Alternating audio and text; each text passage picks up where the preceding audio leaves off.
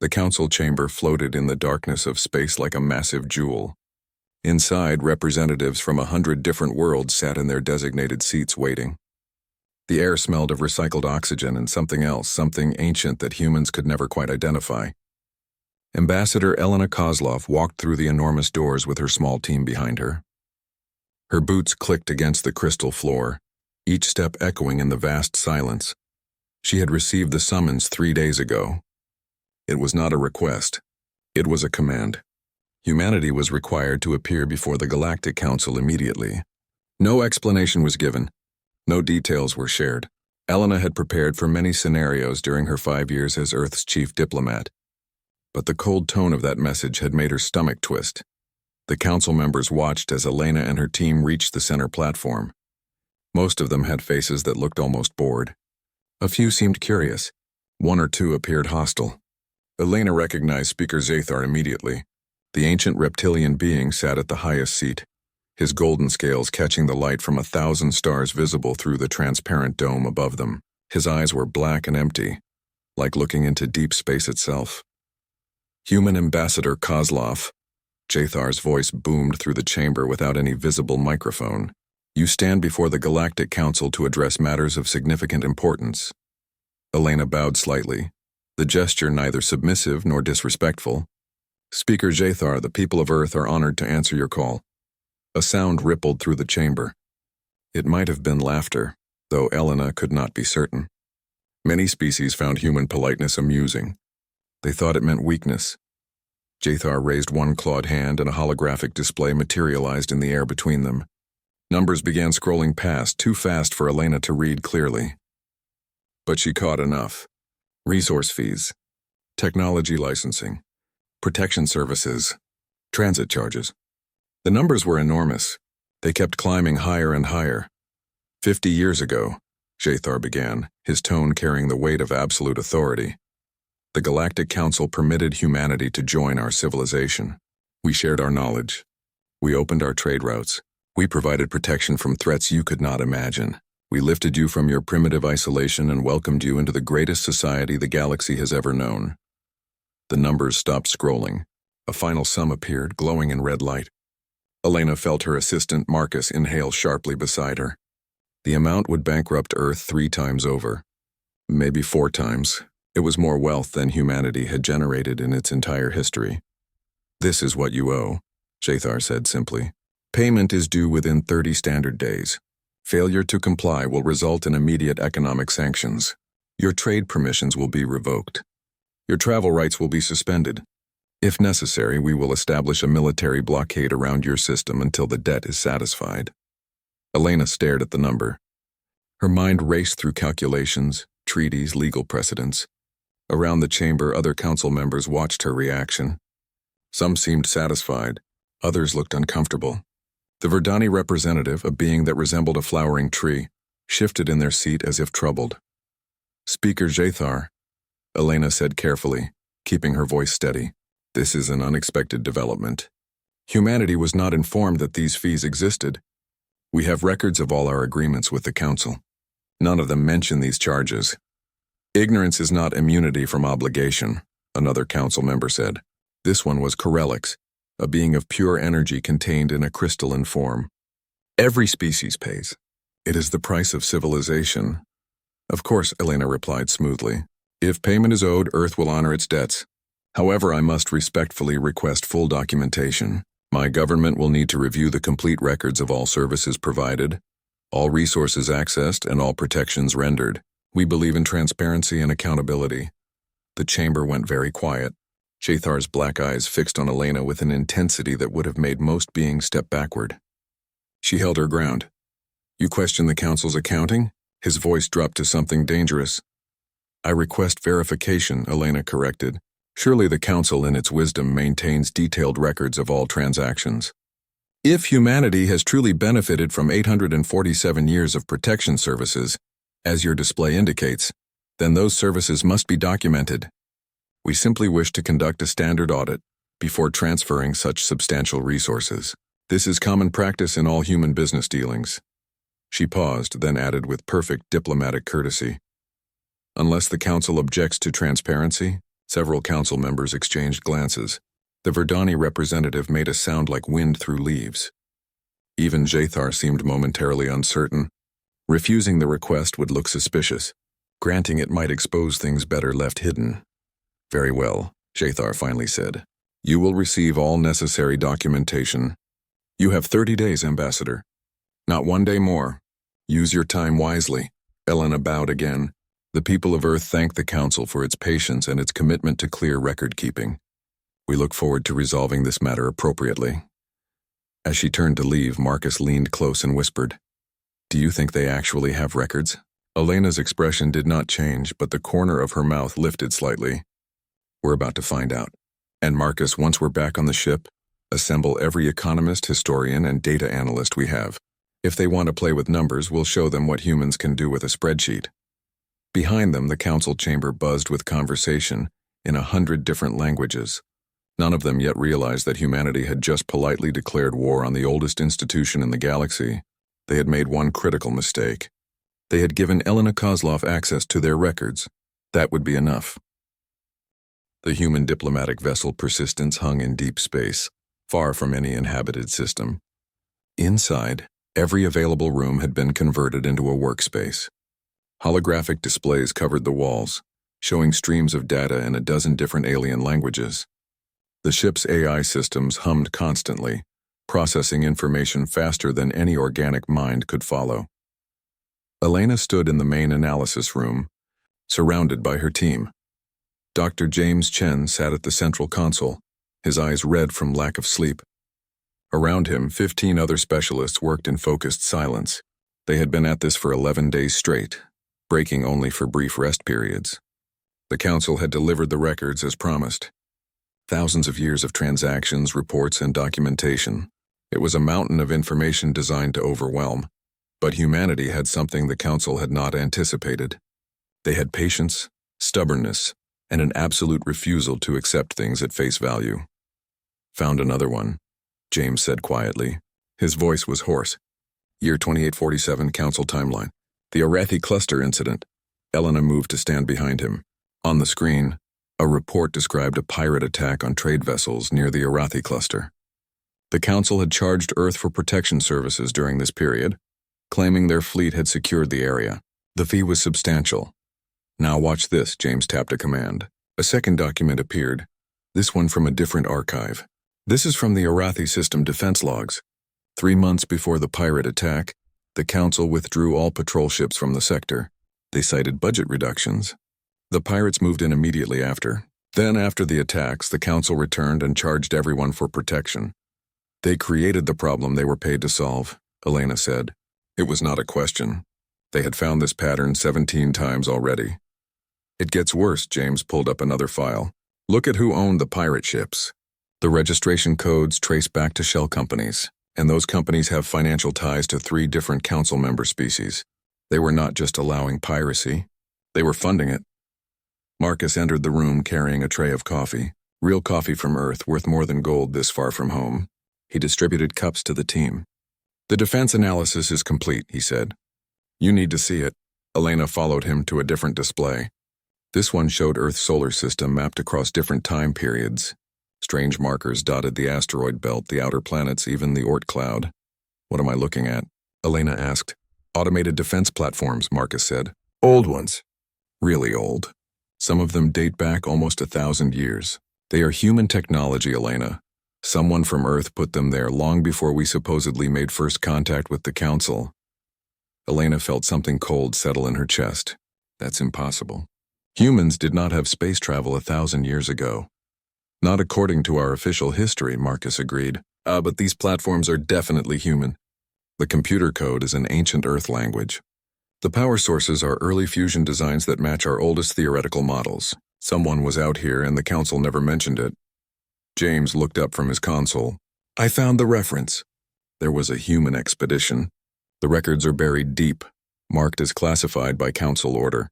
A human colony ship left Earth in the year 1247 by our calendar. It was supposed to be a one-way journey to a distant system. The ship was called Pioneer. "What happened to them?" Elena asked. "According to this, they were never heard from again. The Council's notes say the mission failed." But the defense platforms suggest otherwise. Someone survived. Someone stayed out here and built those systems.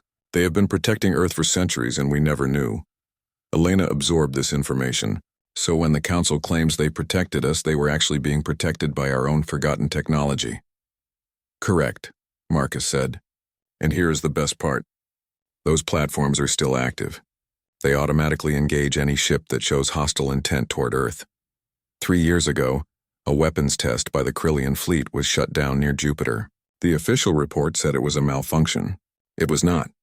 One of our platforms disabled their entire battle group with an electromagnetic pulse. Elena allowed herself a small smile. Keep digging. What else do we have? Over the next hour, the team presented their findings. The picture that emerged was damning. For 3,000 years, the Galactic Council had operated a protection racket. They charged species enormous fees while creating or allowing the very threats they claimed to prevent. Younger species paid the most, lacking the knowledge or power to question the system. But the humans had found something even more valuable. A record of humanity's own contributions to galactic civilization. The first contact had not been the peaceful meeting described in official histories. Earth's automated systems had detected and destroyed a plague-carrying asteroid that would have devastated 4 Council species. Humanity received no credit and no payment. 20 years after first contact, a human medical team had cured the Verdani of a disease that was killing their entire species. The cure was given freely. The Council charged the Verdani for distributing it, keeping the money for themselves. The list went on. Human engineers had repaired critical infrastructure on a dozen worlds. Human scientists had solved problems the Council considered unsolvable. Human rescue teams had saved thousands of lives during natural disasters. None of it was ever acknowledged. None of it was ever paid for. We have enough, Elena said finally.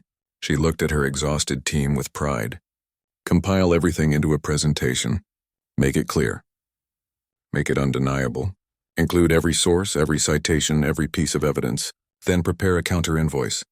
How much should we charge them? James asked. Elena thought about the colony ship Pioneer lost to history. She thought about the countless humans who had worked and sacrificed and helped build this galactic civilization without recognition. She thought about the sheer arrogance of the Council, assuming humanity would simply pay without question. Calculate it properly, she said. Every service rendered. Every life saved. Every contribution made. Use their own fee structure against them.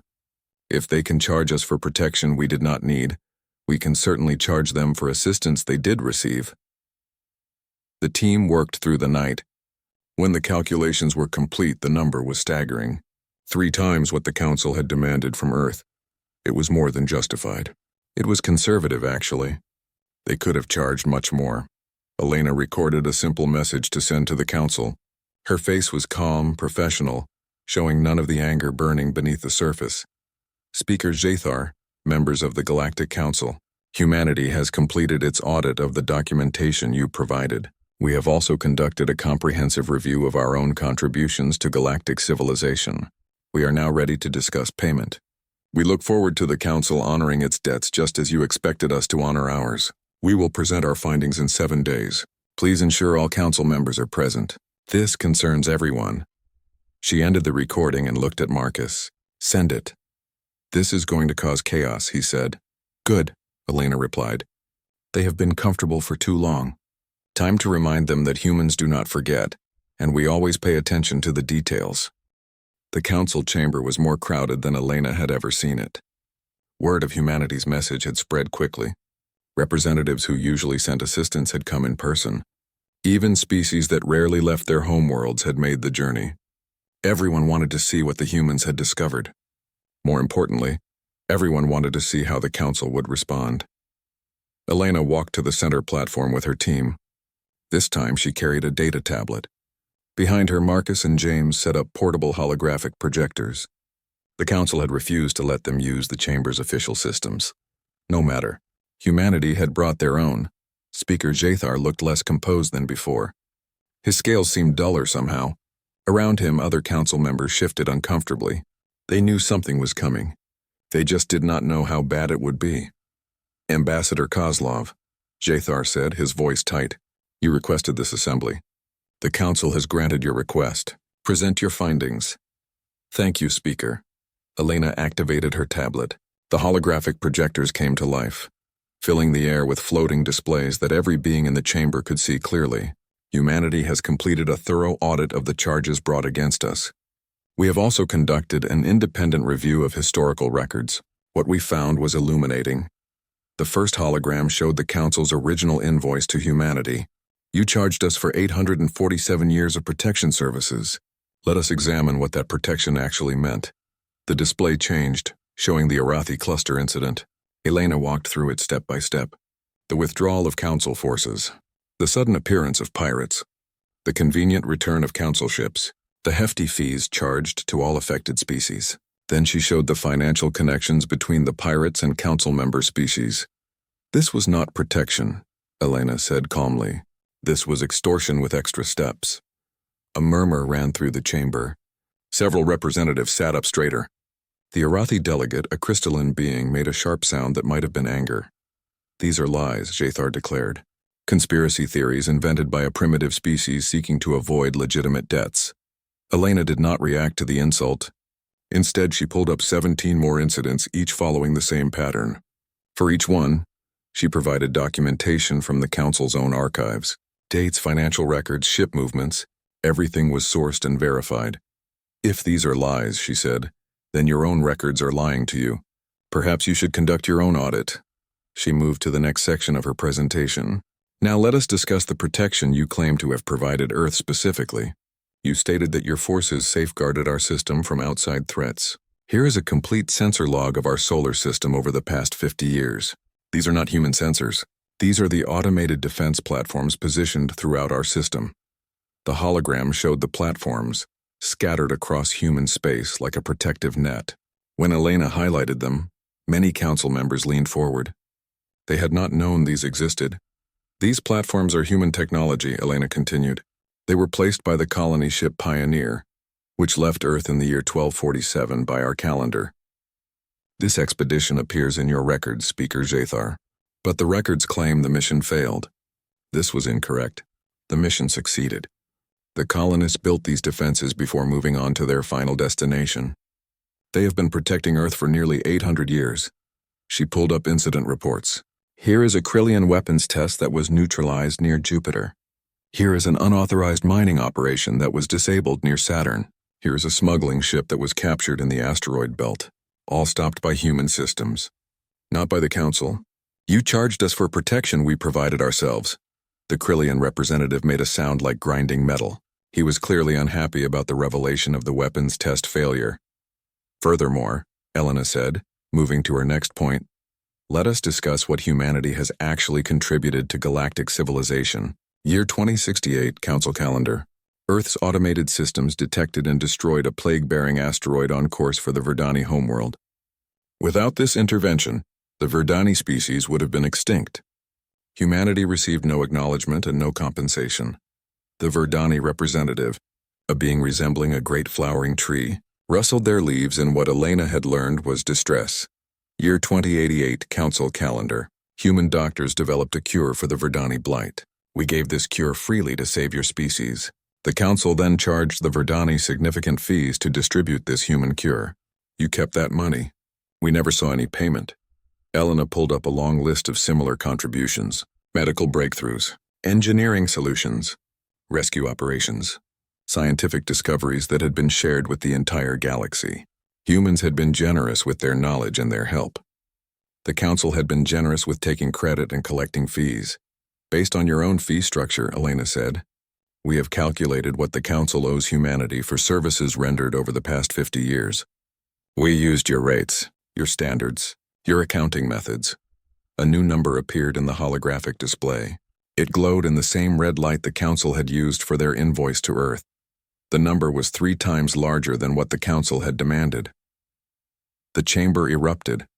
Representatives shouted in 100 different languages. Some directed their anger at the Council. Others seemed shocked. A few appeared terrified of what this meant for their own bills. Jathar rose from his seat, his voice booming over the chaos. This is absurd. This is ungrateful. We lifted you from nothing. We gave you the stars. You gave us access to a corrupt system, Elena replied, her voice cutting through the noise. You expected us to pay without question because that is what younger species always do. But humans ask questions. We examine records. We check the math. And we do not accept being cheated. You dare accuse this council of corruption? Corelix, the crystalline energy being, demanded. I present evidence of corruption, Elena corrected. The accusation makes itself. She turned to address the entire assembly, not just the council leadership. How many of you have paid similar fees? How many of you have wondered why threats always seem to appear just before the council offers protection? How many of you have contributed to galactic civilization without fair compensation? The chamber had gone quiet again. This was dangerous territory. Questioning the council openly was not done. It could lead to sanctions, isolation, even military action. But Elena had calculated this carefully. She was not just challenging the council. She was inviting everyone else to question their own treatment.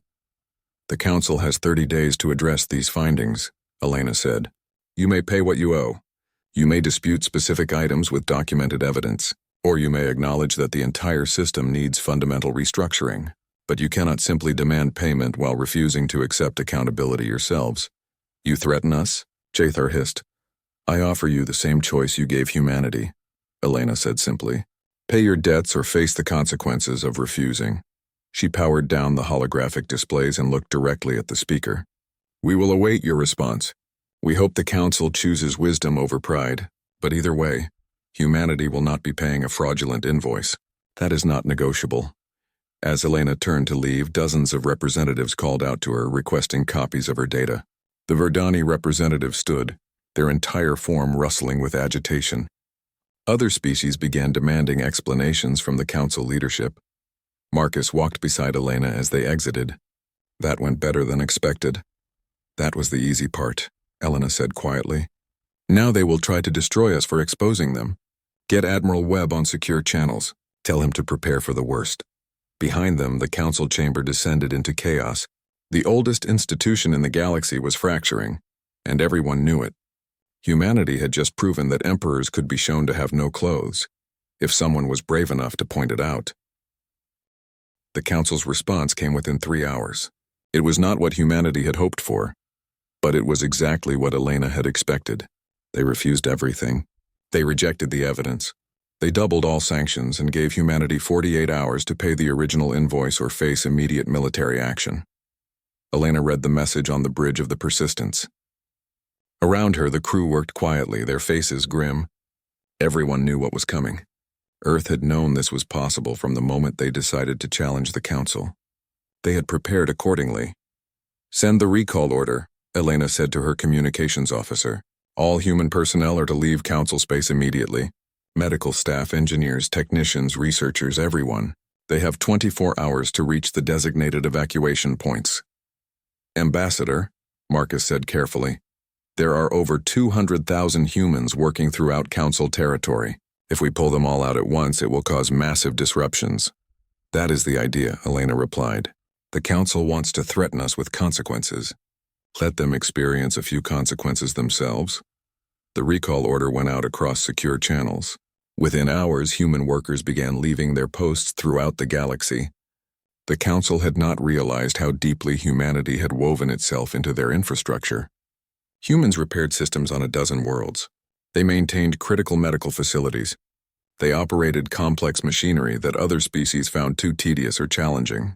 They did the work that needed doing, quietly and competently, while the council took credit. Now that work stopped. On the mining colony of Xerxes 4, the environmental processors began failing within 6 hours of the human engineer's departure. The native Krillian workers tried to fix the systems, but could not understand the human modifications that had kept the old equipment running efficiently. The colony had to evacuate. In the medical centers of the Verdani homeworld, patients with rare diseases found their treatments interrupted. The human doctors who had been developing new protocols were gone. The Verdani physicians tried to continue the work, but years of collaborative research had walked out the door with the humans. At the central data hub of the trade network, 3 major system failures occurred when the human technicians left. Other species rushed to repair the damage, but the humans had been maintaining code written in obscure Earth languages. with logic structures that seemed natural to human minds, but baffling to everyone else. The trade network slowed to a crawl. Reports flooded into the council from 100 worlds. Everything was breaking. Nothing critical, nothing fatal, but 1,000 small failures that added up to chaos. The galaxy was discovering that humanity had become essential to its operation, and nobody had noticed until they left. Elena watched the reports with grim satisfaction. How long until the council fleet reaches Earth? Admiral Marcus Webb's face appeared on the view screen. He was aboard the USFS Constitution, humanity's flagship, currently positioned near Mars. 6 days at their current speed. They are bringing everything, Elena. 400 warships. They mean to make an example of us. Are we ready? Webb smiled. It was not a pleasant expression. We have been ready for 30 years. The council thought we were building colony ships and cargo haulers. They were half right. The truth was humanity had been building a fleet in secret. Every colony ship had military potential. Every cargo vessel could be converted to carry weapons. More importantly, Earth had never stopped developing military technology. They had just been very quiet about it. The council believed humans were peaceful and naive. They were neither. They were simply patient.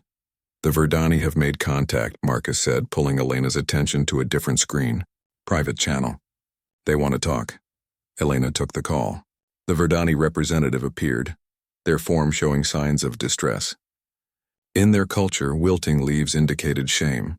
Ambassador Kozlov, the Verdani said, "My name is Thornweaver. I speak for a faction within the council that believes you are correct. The system is corrupt. It has been corrupt for thousands of years. We have been too afraid to challenge it." "Why tell me this?" Elena asked. "Because you are going to tear it down anyway," Thornweaver said. "We want to help. We have evidence of more crimes. Financial records they think are destroyed. Communications they believe are secure. If you are going to break the council's power, we want to ensure it stays broken." "This will make you a target," Elena warned. "We are already dying," Thornweaver replied. "The blight is returning. Without your doctors, without your research, we will be extinct in 2 generations. The council offers us nothing but bills we cannot pay. You offer us hope, even if it is dangerous hope." Over the next 72 hours, 47 other species made similar contact. Some were motivated by the evidence Elena had presented. Others were angry about their own treatment by the council. A few simply recognized that the old order was ending and wanted to be on the right side of history.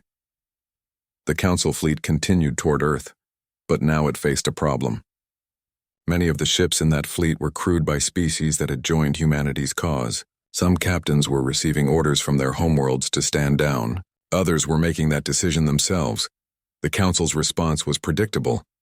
They sent emergency messages threatening any species that supported humanity with the same sanctions Earth faced. It was a mistake. The threats only pushed more species toward rebellion. The council was revealing its true nature, and it was ugly. Speaker Jathar made one final broadcast, directed at Earth. His face filled screens across human space, his black eyes blazing with rage. "Humanity, you have 48 hours to surrender. Pay what you owe. Acknowledge the council's authority. Submit to our judgment. If you refuse, we will blockade your system. We will cut you off from galactic civilization. We will watch as you wither in isolation. Your choice is simple. Submit or face annihilation." Elena prepared her response. She stood in front of a camera aboard the Persistence, wearing her formal ambassador's uniform. Behind her, Earth was visible through the viewport, blue and green and beautiful. She had been authorized by every human government to speak for their species. This was the moment everything changed. Speaker Jathar, members of the Galactic Council, people of every world who are watching this broadcast, you have asked for humanity's answer. You will receive it tomorrow in the council chambers. We invite every species to attend, either in person or by broadcast. What happens next concerns everyone, not just Earth. We will give you our answer then. I promise it will be clear. She ended the transmission. Marcus looked at her with concern. They will interpret that as defiance. Good, Elena said. Let them be angry. Angry people make mistakes. We just need them to make one more. In orbit around Earth, Admiral Webb positioned the human fleet. Ships that had been classified as civilian vessels suddenly showed their true nature. Weapon ports opened. Shield generators came online. Stealth systems activated. Humanity had 300 warships. not the 20 the Council believed existed. They were smaller than Council vessels, but faster, more maneuverable, and crewed by people who had everything to lose. The Council fleet was larger. They had superior firepower, but they were divided, confused, and many of their crews were having second thoughts about attacking the species that had saved the Verdani, cured diseases, and asked only for fair treatment. Elena prepared for the final session. She had one word to deliver. It was a simple word, one that every species understood, but in this context it would mean revolution. She reviewed her notes one last time, then deleted them. She did not need notes. She knew exactly what to say. Tomorrow the galaxy would learn that humanity's greatest strength was not their technology or their weapons. It was their absolute refusal to kneel to unjust authority. It was their stubborn insistence that right mattered more than might. It was their willingness to say one simple word that tyrants could never accept. Tomorrow everything would change. Every screen in the galaxy showed the council chamber. Billions of beings watched from their homes, their workplaces, their ships. This was not just about humanity anymore. This was about whether the oldest power in known space could be challenged. This was about whether justice meant anything at all. Elena walked into the chamber alone. Her team waited outside. This moment required no assistants, no advisors, no equipment. Just one human standing before the assembled powers of galactic civilization, about to deliver a single word that would reshape everything. The chamber was packed beyond capacity. Representatives stood along the walls. Some species had sent multiple delegations. The Verdani had brought Thornweaver and 12 others, their leaves bright with determination. Even species that had no direct stake in the conflict had come to witness this moment. Speaker Jathar sat in his elevated position, but he looked smaller somehow. His scales had lost their luster. His eyes no longer held the absolute confidence that had defined him for centuries. Around him, the other senior council members looked similarly diminished. They had ruled through intimidation and information control. Elena had broken both. Ambassador Kozlov, Jathar's voice boomed through the chamber, but there was an edge to it now. Desperation, perhaps, or fear. You stand before the Galactic Council to deliver humanity's final answer. The galaxy awaits. Will you submit to our authority and pay what you owe? Or will you condemn your species to isolation and destruction? Elena looked around the chamber slowly. She met the eyes of dozens of different species. Some looked hopeful. Others appeared frightened. Many seemed simply curious about what this strange human would do. I will answer your question, Speaker Jathar, Elena said clearly. But first I want to explain something to everyone watching. My people have a saying. It is very old. Older than our spaceflight, older than our industrial age. The saying is this: those who would give up essential liberty to purchase a little temporary safety deserve neither liberty nor safety. She paused, letting the translation systems catch up. For 3,000 years the Council has sold safety to younger species.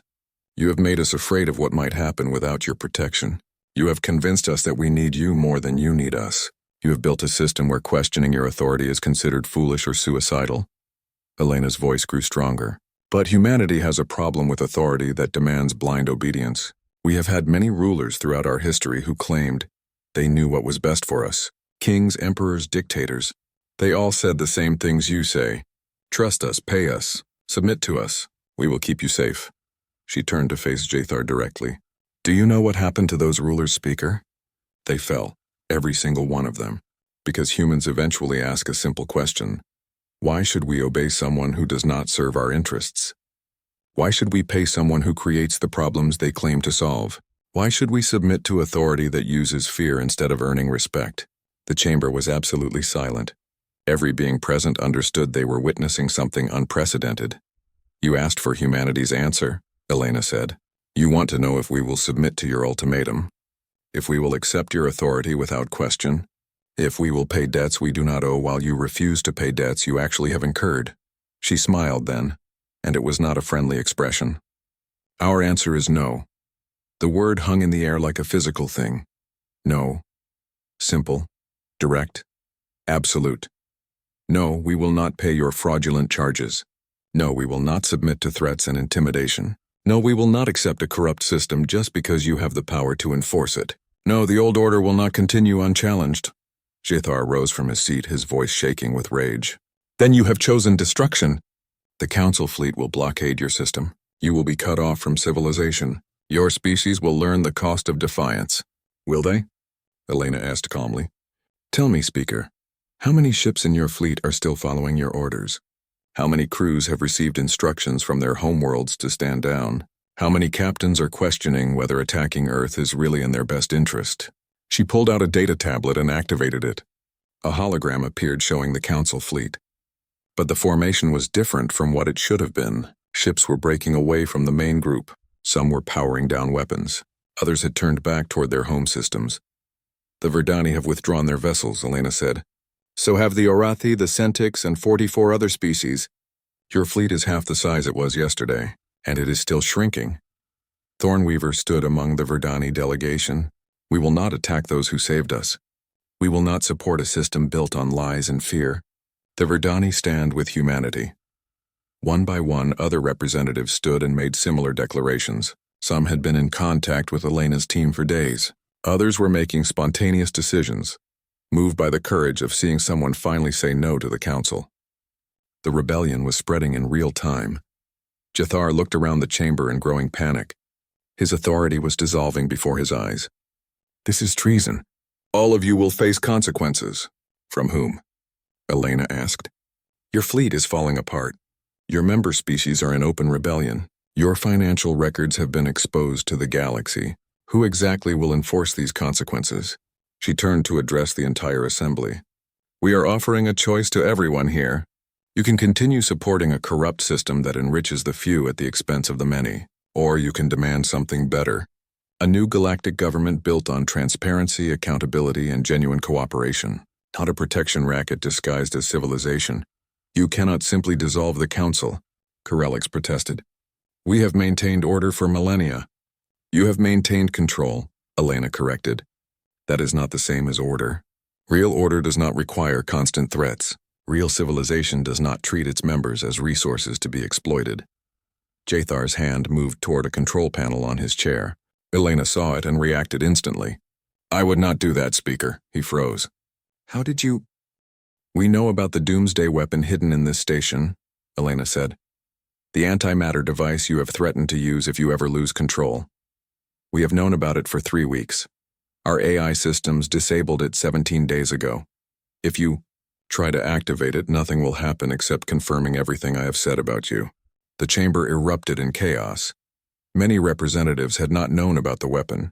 The revelation that the Council leadership would have destroyed the entire station, rather than lose power, was the final proof that the system was irredeemable. Jathar sank back into his seat. He looked old suddenly, ancient and tired.